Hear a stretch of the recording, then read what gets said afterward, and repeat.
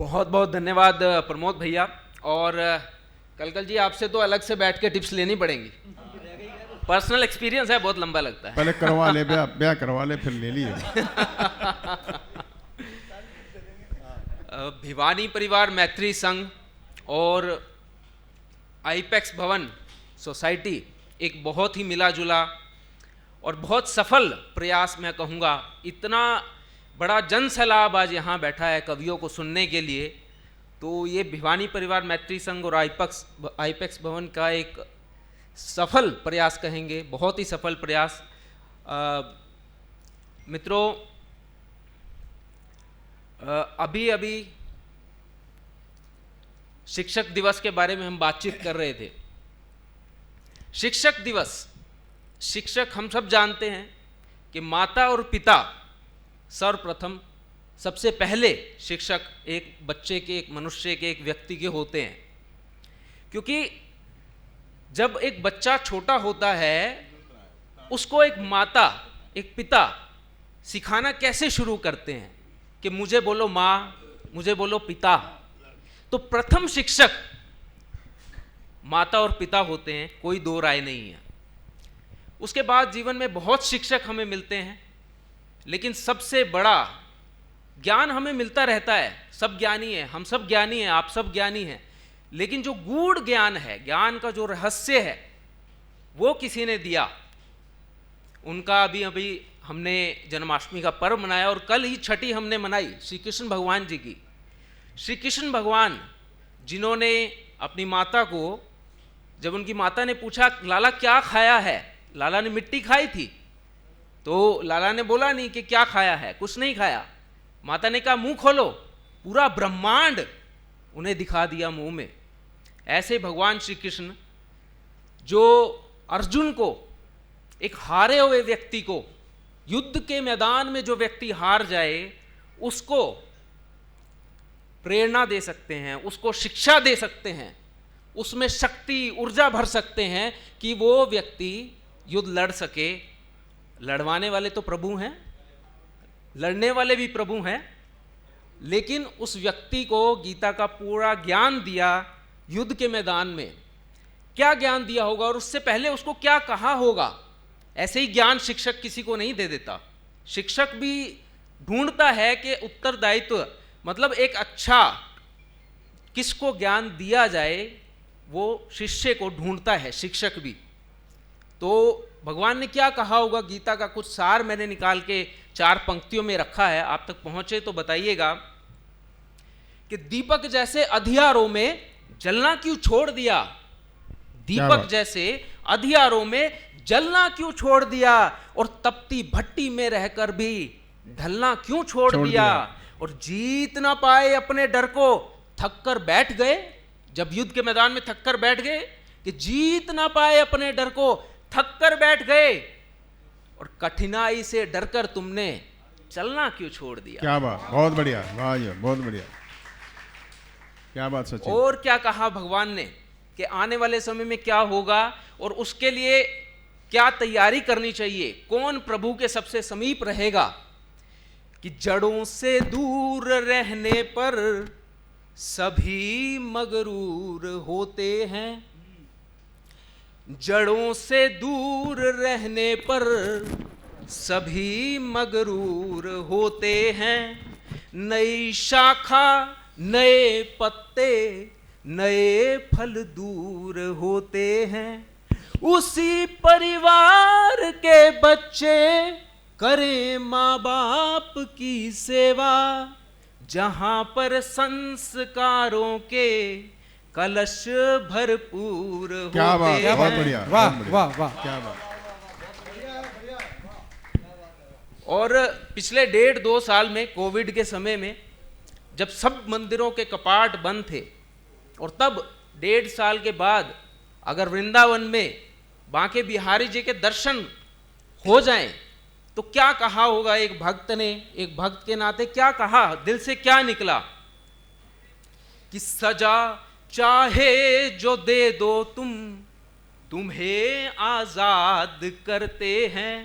क्या बात, बहुत बढ़िया। सजा चाहे जो दे दो तुम, तुम्हें आजाद करते हैं, ना हो हम फिर जुदा तुमसे, यही फरियाद करते हैं।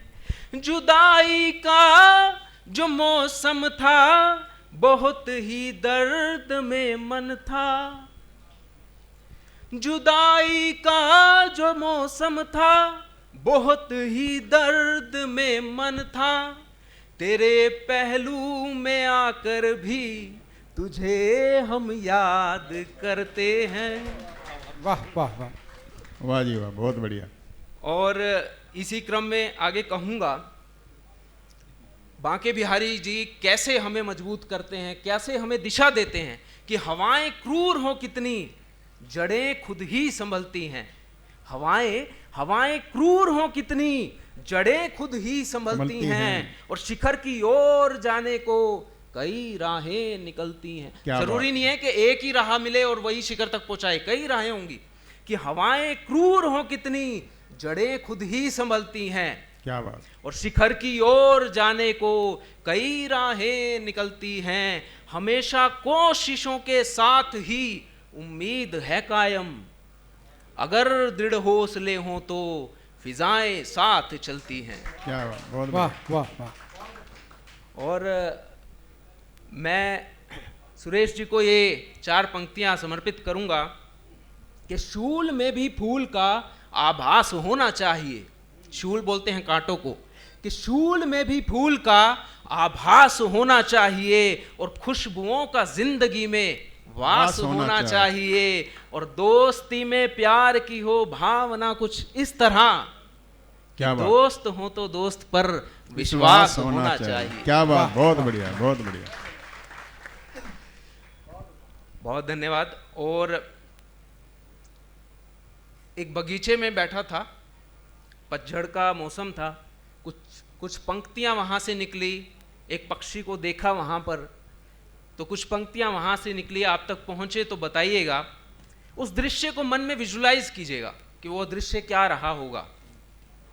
कि पतझड़ में पंछी आ बैठे, ले आशाएं पेड़ों पर। पतझड़ में पंछी आ बैठे, ले आशाएं पेड़ों पर। धीरे धीरे धीरे निकली नव शाखाएं पेड़ों पर, नव शाखाएं पेड़ों पर। सिर के ऊपर सूरज आया, तपते तन की प्यास जगी। सिर के ऊपर सूरज आया, तपते तन की प्यास जगी। एक नजर थी आसमान पे, एक धरा की ओर लगी, एक धरा की ओर लगी। प्यासे पंछी बार बार यूं आए जाए पेड़ों पर। प्यासे पंछी बार बार यूं आए जाए पेड़ों पर।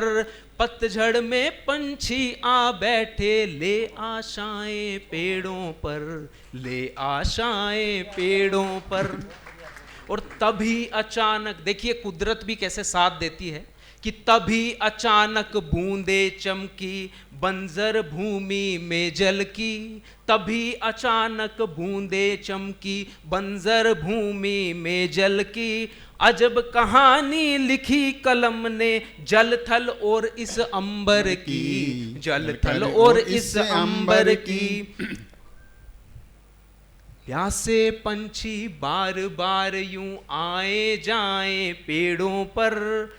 प्यासे पंछी बार बार यूं आए जाएं पेड़ों पर। धीरे धीरे धीरे निकली नव शाखाएं पेड़ों पर, नव शाखाएं पेड़ों पर। तो ये एक दृश्य आपके सामने रखा। और एक आज्ञा हो तो एक पॉलीथीन पर एक रचना पढ़े, क्योंकि मोदी जी भी देश के प्रधानमंत्री को अगर समुद्र किनारे जाकर प्लास्टिक के टुकड़े उठाने पड़े तो उस समय हमारा क्या दायित्व बनता है? क्या हमारा दायित्व नहीं बनता कि हम भी उनके साथ सहयोग करें, हम भी प्लास्टिक का, पॉलीथीन का उपयोग बंद करें? तो उसी पर एक रचना है कि चाहे पैकेट दूध दही का, चाहे हो नमकीन का, चाहे पैकेट दूध दही का, चाहे हो नमकीन का, बिल्कुल ना उपयोग करें हम घर में पॉलीथीन का, बिल्कुल ना उपयोग करें हम घर में पॉलीथीन का। क्या क्या खाया है गैया ने कचरे वाले ढेर में, क्या क्या खाया है गैया ने कचरे वाले ढेर में, क्या क्या जाकर डूब गया है सागर के अंधेर में। आसमान में जाकर देखा टुकड़ा पाया टीन का, क्या बात। बिल्कुल ना उपयोग करें हम घर में पॉलीथीन का। चाहे पैकेट दूध दही का, चाहे हो नमकीन का, बिल्कुल ना उपयोग करें हम घर में पॉलीथीन का। और मिट्टी बंजर हो जाएगी प्राकृतिक बदलाव से। इसके दुष्परिणाम देखिए, दो चीजें मैं कहता हूं। एक व्यक्ति, अगर मेरी बात पहुंच रही है आप तक, तो एक व्यक्ति जो स्वस्थ है वो तो तालियां खूब बजाएगा, क्योंकि उसको स्वास्थ्य का पता है, राज यही है तालियां बजाना। और एक व्यक्ति जो थोड़ा सा अस्वस्थ है उसको तालियां बजानी चाहिए, क्योंकि तालियां बजाने से ही स्वास्थ्य लाभ मिलता है। क्या बात, बहुत बढ़िया, शाबाश, वाह जो। और ये मेरे लिए नहीं, अपने लिए आप बजा रहे हैं, बहुत धन्यवाद। तो क्या क्या खाया है गैया ने कचरे वाले ढेर में, क्या क्या जाकर डूब गया है सागर के अंधेर में। आसमान में जाकर देखा टुकड़ा पाया टीन का, बिल्कुल ना उपयोग करें हम घर में पॉलीथीन का। चाहे पैकेट दूध दही का, चाहे हो नमकीन का। और दुष्परिणाम देखिए कि मिट्टी बंजर हो जाएगी प्राकृतिक बदलाव से।